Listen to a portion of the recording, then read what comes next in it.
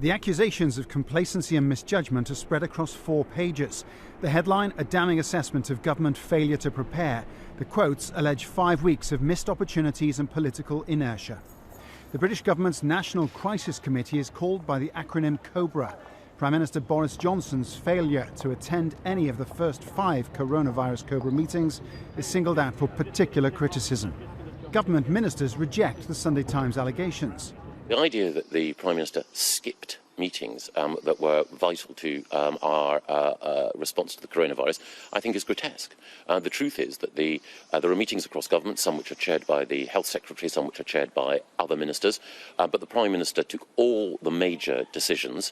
And I think anyone who considered what happened to the Prime Minister just a little while ago, nobody can say that the Prime Minister wasn't throwing heart and soul into fighting this virus. An unnamed senior advisor to Downing Street is quoted in the Sunday Times as saying this: "There's no way you're at war if your PM isn't there. He liked his country breaks. He didn't work weekends.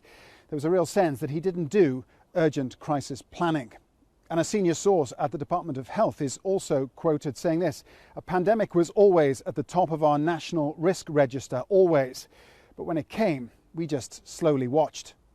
The Prime Minister, from the moment that it became clear that there were challenges in terms of coronavirus developing in China, has absolutely been leading our nation's effort to combat the coronavirus, making sure that resources and money is not an issue or a concern for any department, especially the health service, in terms of dealing with this. As Britons start their 5th week of partial lockdown, the government is firefighting criticisms from several angles. Concerns are growing that frontline medical staff are running desperately low on supplies of protective masks and surgical gowns.